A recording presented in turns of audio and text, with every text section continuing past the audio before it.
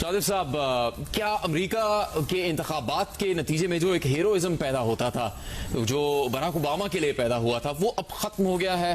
अब इश्यूज को देखकर ही फैसला कर रहे हैं अमेरिकी अवाम भी। डोनाल्ड ट्रंप की जीत का मतलब ये होगा क्या? चूंकि जब डोनाल्ड ट्रंप की जानिब से बैन लगाया गया इस्लामी मुल्कों पर, तो एक बहुत बड़ी मीम मशहूर हुई थी जिसमें डोनाल्ड ट्रंप और बराक ओबामा आपस में बात कर रहे हैं और बराक ओबामा पूछते हैं डोनाल्ड ट्रंप से that Donald why are you banning Muslims. तो वो उनसे पूछते हैं कि अगर मैं बैन ना करूं तो क्या करूं। तो ओबामा, उस मीम में ये दिखाया गया था, वो कहते हैं bomb them, don't ban them. ये वजह बनी है डोनाल्ड ट्रंप को सदर बनाने की? देखिए, ज़ाहिर एक बहुत सारा आइडियलिज्म एक्सपेक्टेड था और एसोसिएटेड था बराक ओबामा के साथ, जंगों को लेकर, दीगर मामलात को लेकर, और वो बहुत सारे जो प्रॉमिसेस उन्होंने किए थे उस पर पूरे नहीं उतरे। बट ट्रंप भी बहुत सारे वादे 2016 में करके आए थे और उन पर पूरे नहीं उतरे थे।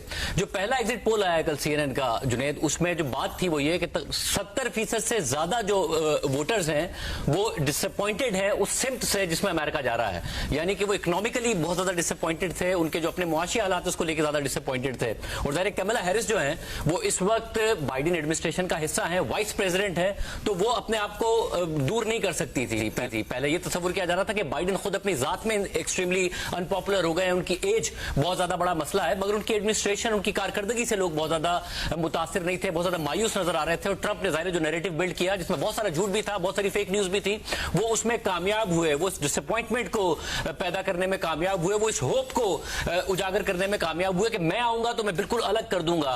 वो इस बात को लोगों को भुलाने में कामयाब हुए कि वो 2016 से 2020 तक प्रेसिडेंट थे और उन्होंने कुछ अलग नहीं किया था और अमेरिका की इकोनॉमी में कुछ बेहतर नहीं हुआ था, अलाइज में कंसर्न्स बढ़ गए थे। तो मेरा ख्याल है, जाहिर जो हामिद मीर साहब कह रहे हैं, पाकिस्तान को तो क्रेडिट जाता है, पाकिस्तान जैसी सोसाइटीज को जिन्होंने 80 की दहाई में एक खातून वजीर आजम बनाई।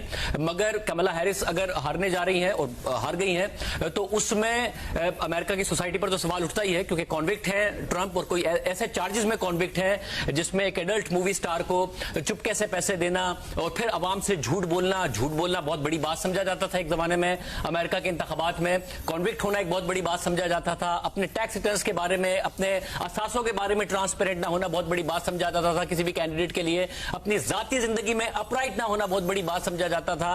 अपनी जाती जिंदगी के साथ साथ जो फैमिली लाइफ है वो आपकी कितनी आइडियल है, जिसको आप बेच रहे हैं अमेरिकन वोटर्स में, बहुत आइडियल समझा जाता था।